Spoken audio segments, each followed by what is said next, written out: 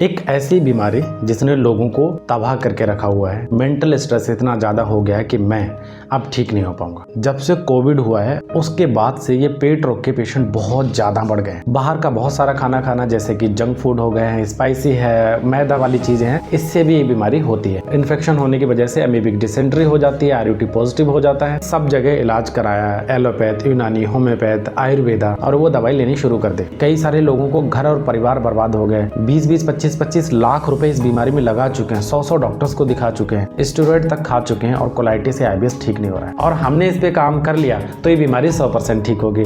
ये मैं आपको वादा करता हूँ। आप मुझसे करवाएं या कहीं और से इलाज करवाएं, ठीक जरूर हो जाओगे, लेकिन कॉन्सेप्ट यही होना चाहिए। नमस्कार, मैं डॉक्टर रंजीत सिंह, समदोष आयुर्वेदा, नोएडा से। एक ऐसी बीमारी जिसने लोगों को तबाह करके रखा हुआ है। किसी की जिंदगियां खराब हो रही हैं, किसी की जॉब जा रही है, तो किसी को मेंटल स्ट्रेस इतना ज़्यादा हो गया है कि मैं अब ठीक नहीं हो पाऊंगा। यस, मैं बात कर रहा हूँ IBS और अल्सरेटिव कोलाइटिस की। आज के टाइम पे इंडिया में जब से कोविड हुआ है उसके बाद से ये पेट रोग के पेशेंट बहुत ज़्यादा बढ़ गए हैं। चाहे फिर वो इरिटेबल बोवल सिंड्रोम हो या फिर अल्सरेटिव कोलाइटिस हो, पैन गैस्ट्राइटिस हो, एंटल गैस्ट्राइटिस हो, कुल मिला के पेट की बीमारी और आंतों की बीमारी। सब जानते हैं बीमारी होती क्या है, लेकिन फिर भी एक छोटा सा मैं डिस्क्रिप्शन आपको दे देता हूँ। इस बीमारी में आपको बार बार मोशन जाना, चिकनापन आना, लेटिन के साथ में बदबू आना, बहुत सारे म्यूकस आना, यानी कि आहों पेचिस ऐसा निकलना। पेशेंट कुछ भी खाता है तुरंत लोटा लेके पोटी को जाना पड़ता है। कभी कभी ऐसा भी होता है कि एक एक दिन में पेशेंट को 25-25 बार ब्लड के साथ में और म्यूकस के साथ में पोटी जाना पड़ता है। कितनी भी दवाइयाँ करा ले, कुछ भी मेडिसिन ले ले, लेकिन रिलीफ होता है नहीं। ऐसे पेशेंट बहुत परेशान रहते हैं। किसी को इसकी वजह से स्ट्रेस हो जाता है तो किसी को स्ट्रेस की वजह से ये बीमारी हो जाती है। 2-4 कारणों की बात करते हैं कि बीमारी होती क्यों है, इसके बाद में आते हैं कि आगे करना क्या है। बहुत लोग ऐसे होते हैं जिनको भूख नहीं है फिर भी खाना खाया जा रहा है। फॉर एग्जांपल, खाना खा लिया, इसके बाद आइसक्रीम खाना, चाय पीना, और खाना खाने के तुरंत बाद दूध पी लेना या फिर कुछ और ले लेना। यानी कि भूख है, खाना खा लिया, इसके बाद में फिर कुछ और खाना। बाहर का बहुत सारा खाना खाना, जैसे कि जंक फूड हो गए हैं, स्पाइसी है, मैदा वाली चीज़ें हैं, इससे भी ये बीमारी होती है। और ऐसा बहुत लंबे समय तक करते हैं तभी बीमारी होती है। कि कुछ लोग ऐसे होते हैं जो किसी भी चीज़ की टेंशन सालों साल लेते हैं। स्पेशली स्टूडेंट में ये चीज़ ज़्यादा देखी जाती है। जब या तो ये कॉलेज से पास आउट होते हैं जॉब की चिंता में, या फिर अच्छी जॉब ना मिलने की चिंता में, हॉस्टल का खाना खाने के चक्कर में चिंता भी रहती है, अच्छा खाना भी नहीं मिल रहा है, तो इन्हें फाइनेंशियल प्रॉब्लम भी रहती है। तो इनको ये बीमारी आगे करके या तो ट्रिगर करती है या फिर ये बीमारी पैदा हो जाती है। कुछ लोग ऐसे हैं जिन्होंने बहुत सालों तक बिना किसी डॉक्टर की एडवाइस से पेट साफ होने वाली गोली खा ली या पाउडर खा लिया है, कोई ग्रैनुल्स ले लिया, उससे पेट तो साफ़ हो जाता है और बहुत बार पेट साफ़ होता है, यानी कि डायरिया लग जाता है, लेकिन IBS वाली बीमारी धीरे धीरे बढ़ती रहती है। कुछ लोगों को अंदर इन्फेक्शन होने की वजह से अमीबिक डिसेंट्री हो जाती है, RUT पॉजिटिव हो जाता है, और उसका सही इलाज ना करने की वजह से बीमारी बढ़ती रहती है। कुछ लोग ऐसे हैं जिनको कभी फीवर आया, टाइफाइड, डेंगू, मलेरिया हुआ है, और उन्होंने या तो बिना किसी डॉक्टर की एडवाइस से या फिर कहीं से भी मेडिसिन लेके खा ली है, और बहुत मेडिसिन खाई, एंटीबायोटिक्स खाए हैं, उसकी वजह से भी ये बीमारी उनको देखने को मिलती है। कुछ लोग ऐसे हैं जो OTC प्रोडक्ट बहुत यूज़ करते हैं आयुर्वेदा के, जैसे कि वेट बढ़ाने की दवाई, वेट कम करने की दवाई, वज़न बढ़ाने की दवाई। कभी कभी क्या होता है, जिम वाले लोग ऐसे आते हैं कि उन्होंने बहुत सारे स्टीरॉइड्स, या फिर कुछ लोगों को जिम का बहुत बड़ा शौक होता है और चाहते हैं कि जल्दी से जल्दी मेरी बॉडी बन जाए, डोले बन जाएं, और वो वहाँ चल के कुछ ना कुछ प्रोडक्ट्स ऐसे ले लेते हैं जिसकी वजह से उनका वेट गेन होता है, मसल गेन होता है, स्टेरॉइड तक ले लेते हैं, और इसकी वजह से भी उनको ये प्रॉब्लम होती है। ये हो गए कुछ कारण जिसकी वजह से ये IBS, गैस्ट्राइटिस, पैन गैस्ट्राइटिस या कोलाइटिस होती है। बात करता हूँ इसके फेलियर ऑफ ट्रीटमेंट पे। आप भी मान चुके होंगे कि मैं इस बीमारी से ठीक नहीं हूँगा, और आप अकेले नहीं हो। लाखों पेशेंट इंडिया में सिर्फ IBS और कोलाइटिस से सफ़र कर रहे हैं। उन्होंने सब जगह इलाज कराया, एलोपैथ, यूनानी, होम्योपैथ, आयुर्वेदा, और ठीक नहीं हुए। बहुत सारे तो ऐसे होते हैं कि कुछ भी दवाई उठाई मार्केट से कि अच्छा ये डाइजेशन अच्छा करती है, ये IBS ठीक करती है, और वो दवाई लेनी शुरू कर दे। देखो, ये वही बात होगी कि आपको IAS के सिलेबस पता नहीं है और आप एग्ज़ाम देने जा रहे हो और ये सोच के बैठे हो कि आपका सिलेक्शन हो जाएगा और आप IAS बन जाओगे। तो ये सरासर गलत है, अपने आप में ख्याली पुलाव बनाने जैसा हो गया है। IBS और कोलाइटिस के पेशेंट मैंने इतने परेशान देखे हैं, कईयों की तो जॉब छूट गई, कई सारे लोगों को घर और परिवार बर्बाद हो गए, 20-20, 25-25 लाख रुपए इस बीमारी में लगा चुके हैं, 100-100 डॉक्टर्स को दिखा चुके हैं, स्टेरॉइड तक खा चुके हैं और कोलाइटिस या IBS ठीक नहीं हो रहा है। इसके पीछे सबसे बड़ा रीज़न है कि जो आप OTC लेते हो अपनी मर्जी से कि हाँ ये दवाई इसमें काम करती है, ठीक हो जाएंगे, और फिर कहते हैं मैंने तो आयुर्वेद भी करा लिया, सब करा लिया, बीमारी ठीक नहीं हो रही है। नहीं ठीक होगी। वही बात होगी कि जैसे मैंने IAS की बात की थी कि आप एग्ज़ाम का पता नहीं है और आप एग्ज़ाम देने जा रहे हो। आयुर्वेदा इतना आसान नहीं जितना आसान आपको लगता है। आयुर्वेद में जब तक हम बीमारी का डायग्नोसिस नहीं करते हैं कि वो आयुर्वेद के हिसाब से वात, पित्त, कफ, बॉडी टाइप, ब्लड, म्यूकस, जलन, ये सब मुझे पता नहीं चलेगा, तब तक हम डायग्नोसिस बना ही नहीं सकते कि आपको जो बीमारी है वो वातज है, पित्तज है, कफज है या फिर कुछ और है, या फिर वो प्रवाहिका है, या वो संग्रहणी है, या फिर वो रक्तज प्रवाहिका है, तो ये पता ही नहीं चलेगा। इसलिए बहुत सारे पेशेंट ठीक नहीं हो पाते, उन्हें निराशा हासिल होती है और फिर कहते हैं मैंने तो आयुर्वेद एलोपैथ सब ट्राई कर लिया, कुछ हुआ नहीं। तमाम पेशेंट आते हैं मेरे पास भी फ़ोन करते हैं कि डॉक्टर साहब मुझे बताओ दवाई कितने की है, ये दवाई इसमें ठीक हो जाऊँगा, बिना ये बताए कि उनको तकलीफ़ है क्या।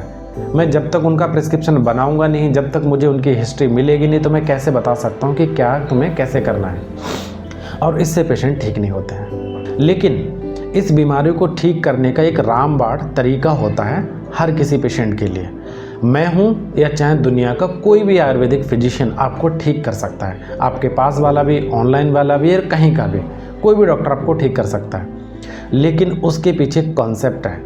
कॉन्सेप्ट ये है, सबसे पहले हमें आयुर्वेद के हिसाब से डायग्नोसिस बनानी पड़ेगी कि बीमारी है क्या।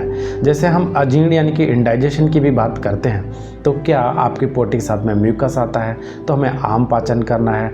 आम पाचन सब में जनरली करना पड़ता है, किसी को सूत सेकर देना है, किसी को हिंगवाष्टक देना है, किसी को शतपुष्पादि देना है, किसी को लवण भास्कर देना है, या साथ में कुछ और सिरप या दवाइयाँ देनी है। इस तरीके से इलाज करते हैं, यानी कि गृहिणी पाचन। ये बीमारी एक्चुअली आंतों की होती है। आंतों में हमारा खाना पचता है, स्पेशली छोटी आंत में खाना डाइजेस्ट होता है, पेट से डाइजेस्ट होकर थोड़ा सा पेट से डाइजेस्ट होता है, इसके बाद में छोटी आंत में आता है। ये यहीं पे गृहिणी अगर ख़राब हो गई या दूषित हो गई, और इतने सारे मल्टीपल मैंने कारण बताए हैं, इन कारणों में से आपको कोई भी कारण है, उस पर हम अगर काम नहीं करेंगे तो ये बीमारी कभी ठीक नहीं होगी, और हमने इस पर काम कर लिया तो ये बीमारी 100% ठीक होगी। इसके लिए हमें पहले आपका डाइजेशन अच्छा करना पड़ता है। एसिडिटी है तो पित्त का बैलेंस करना पड़ता है। कई बार हमारे पास पेशेंट आते हैं जो मल्टीपल प्रॉब्लम्स लेके आते हैं, जैसे गृहिणी भी है, रक्तज प्रवाहिका भी हो गया है, स्ट्रेस बहुत ज़्यादा है, या फिर नींद बिल्कुल नहीं आती है, खाना गंदा है, अभी भी वह अपनी आदतें नहीं बदल रहे हैं, अल्कोहल या सिगरेट डेली ले रहे हैं। तो उनको हम एक एक प्रॉब्लम को फाइंड आउट करके कि क्या चीज़ पहले सही करनी चाहिए, उसके हिसाब से इलाज करते हैं। जैसे कुछ पेशेंट में फैटी लीवर भी होता है तो वो भी ठीक करना है। साथ में कुछ पेशेंट को पहले अम्ल पित्त यानी कि एसिडिटी की प्रॉब्लम है, उदावर्त, डकारों की ज़्यादा प्रॉब्लम है, वोमिटिंग की प्रॉब्लम है, प्लेटलेट काउंट कम गया है, उनकी प्रॉब्लम है, तो उसको पहले ठीक करना होता है, तब पेशेंट अच्छे होने शुरू होते हैं। और सिर्फ यही नहीं, इसके साथ में हमें कभी कभी पंचकर्मा का भी सहारा लेना पड़ता है। जैसे अगर आपको स्ट्रेस बहुत ज़्यादा है तो सबसे पहले हम शिरोधारा करवाते हैं, उससे आपका स्ट्रेस कम लाते हैं, और इसके बाद में जब हम डाइजेशन अच्छा करेंगे तो ये बीमारी 3-3, 4-4 दिन के अंदर बहुत अच्छी हो जाती है। हमने ऐसे हज़ारों पेशेंट में देखे हैं, और मैं अभी तक 5000 से भी ज़्यादा पेशेंट ठीक कर चुका हूँ इसी कॉन्सेप्ट से। और कोई भी दुनिया का डॉक्टर होगा वो भी ठीक कर देगा, ज़रूरी नहीं आप हमेशा मेरे ही पास आएं। अब तमाम मरीज़ मुझसे ये कहते हैं डॉक्टर साहब गारंटी है क्या ठीक होने की। मैं कहता हूँ कि कोई भी गारंटी ले लेगा या कोई ठीक कर देगा अगर इस आधार पे ट्रीटमेंट किया जाए। मेरे पास जो पेशेंट मुश्किल से ठीक होते हैं, जिनको बहुत सारी तकलीफ़ें, आंतों में सूजन हो गई है, पेट में सूजन हो गई है, साथ में उनका खाना पीना भी अच्छा नहीं, स्ट्रेस ज़्यादा है, तो मैं उनको यहाँ पे पंचकर्मा में एक इसका रामबाण तरीका ट्रीटमेंट होता है, पिच्छा बस्ती। पहली बस्ती देने के 48 आवर्स के अंदर ही, यानी कि 48 घंटे में ही आपको रिजल्ट मिलने शुरू हो जाते हैं, और इसी कॉन्सेप्ट पे ज़्यादातर पेशेंट ठीक होते हैं। तो आप एक चीज़ अपने दिमाग से आज ही निकाल दो कि ये बीमारी ठीक नहीं होगी, ये मैं आपको वादा करता हूँ। आप मुझसे करवाएं या कहीं और से इलाज करवाएं, ठीक ज़रूर हो जाओगे, लेकिन कॉन्सेप्ट यही होना चाहिए। जैसे आप तीरंदाजी सीखते हो, स्विमिंग सीखते हो, तो जब तक आपको उसका पूरा नॉलेज नहीं होगा आप क्या जीत सकते हो? नहीं जीत सकते हो। फिर भी कुछ पेशेंट होते हैं हार मान जाते हैं, कहते हैं मैं 50 डॉक्टर्स को दिखा चुका हूँ, सब ने यही बोला कि मैं ठीक हो जाऊँगा, लेकिन हुआ अभी तक नहीं हूँ। हो सकता है अप्रोच उनकी वो ना हो, इसलिए ठीक नहीं हुए हो। आपने हर चीज़ को फॉलो ना किया हो तब भी ठीक नहीं हुए हो। आपको एंजाइटी ज़्यादा थी, आपको स्ट्रेस ज़्यादा था, आपका डाइट्स अच्छे से फॉलो नहीं हुआ है, या फिर वो दवाइयाँ आपके लिए नहीं थी इसलिए आप ठीक ना हुए। तो आपको आखिरी दम तक इलाज कराना चाहिए और एक दिन सफलता ज़रूर मिलेगी, ये मैं आपसे प्रॉमिस कर सकता हूँ। कल एक पेशेंट का कॉल आया था, उन्होंने बोला डॉक्टर साहब सब यही बोलते हैं, मैं तो 25 डॉक्टर को दिखा चुका हूँ, आप 26 में हो। मैंने उनको एक अच्छा एग्जांपल दिया कि आप क्या करते हो। उन्होंने बोला मैं जॉब करता हूँ। मैंने कहा जॉब करते हो तो क्या आपको पहली बार में जॉब मिल गई थी? बोले नहीं। मैंने कितनी बार अप्लाई किया, कितनी कंपनी में अप्लाई किया? ये सर मैंने लगभग 10-12 कंपनी में अप्लाई किया, फिर मुझे एक इंटरव्यू देने के बाद फाइनली जॉब मिल गई। तो मैंने कहा आपने पहली बार में छोड़ क्यों नहीं दिया? 10 बार जब जॉब नहीं मिली तो आपको छोड़ देना चाहिए था, आखिरी में एक होप मिली, जॉब आपको मिल गई। तो इसी आधार पे, इसी चीज़ को समझ के आपको भी आखिरी दम तक, एक लास्ट तक, जब तक बीमारी ठीक ना हो तब तक एक होप रखनी चाहिए कि बीमारी मेरी ठीक हो जाएगी। लेकिन जो मैं तरीका बताता हूँ उसी तरीके पे आपको चलना पड़ेगा। मैं कोई आपको 4 डब्बे दे दूँ और सबको पकड़ा दूँ कि ये IBS की दवाई है, ये कोलाइटिस की दवाई, आप ठीक हो जाओगे, नहीं होते। मुश्किल से 10-12 या 5% पेशेंट ठीक हो जाते हैं, रिलीफ हो जाता है, लेकिन बाकी सब वैसे ही परेशान रहते हैं। ये आपने देख भी लिया होगा। आप अकेले नहीं हैं, ऐसे तमाम लोग हैं जिन्होंने ऐसा ट्राई किया है और उनकी बीमारी ठीक नहीं हुई है। आप सर्च करो, अपने आसपास में सर्च करो, गूगल करो कि कौन डॉक्टर ठीक कर रहे हैं, आप पेशेंट के रिव्यूज़ देखो या फिर पर्सनली मिलो, एटलीस्ट एक बार ट्राई ज़रूर करो। लेकिन मैं आपसे ये प्रॉमिस कर सकता हूँ कि आपको निराशा हासिल नहीं होगी, क्योंकि 5000 से ज़्यादा पेशेंट का एक्सपीरियंस मेरे पास है। हर एक पेशेंट में मैं अपनी स्टडी करता हूँ कि उनको रिलीफ क्यों नहीं मिला है, और अब ऐसा हो गया धीरे धीरे करके कि हर पेशेंट को 5-7 दिन में रिलीफ मिलता ही मिलता है। अब तो ऐसा भी है, कुछ हमारे कलीग हैं, फ्रेंड्स हैं जो एलोपैथ के हैं, उनको भी ठीक किया है कोलाइटिस से। अब इसीलिए हो पाया क्योंकि तमाम पेशेंट को हमने इसी कॉन्सेप्ट से ट्रीटमेंट किया है और वो सारे ठीक हो रहे हैं। एक चीज़ और बता दूँ, इस प्रॉब्लम की वजह से लोगों ने बहुत ज़िंदगियाँ ख़राब की हैं। बड़े बड़े बिजनेसेस जो अपना डेली का काम करते थे, करोड़ों का लॉस हुआ है। जॉब वालों की जॉब छूट गई है, फैमिली वालों की फैमिली चली गई है। मेरे पास ऐसे भी पेशेंट आते हैं कि मेरी वाइफ छोड़ के चली गई हैं, अब वो मेरा इलाज नहीं कराना चाहते हैं। मैं 20 बार जब पोटी जाऊंगा तो मैं कैसे जॉब करूंगा, मेरी फील्ड वर्क है, ऑफिस वर्क है, तो मैं कैसे करूंगा। कुछ लोग ऐसे भी हैं कि इस बीमारी की वजह से उनका वजन कम होता है, सेक्सुअल प्रॉब्लम हो जाती हैं, इरेक्टाइल डिसफंक्शन, प्रीमेच्योर इजैकुलेशन, ये सब, लो लिबिडो यानी कि सेक्स करने का मन ही नहीं करता है, ये भी बहुत होता है। और वो सिर्फ फिर सेक्सुअल प्रॉब्लम की दवाई खाते हैं, उनसे ये बीमारी और बढ़ती है। जबकि होना क्या चाहिए, पहले गृहिणी अच्छा करो तब वो दवाई खाओ, तब अच्छे होंगे। एक चीज़ अपने दिमाग में जाते जाते रख लो, ये बीमारी ठीक होगी। आप ट्राई करो, आप इलाज करवाओ, आप मिलो अच्छे डॉक्टर्स से। हमसे मिलना चाहते हैं तो हमारा हॉस्पिटल सेक्टर 26 नोएडा में है।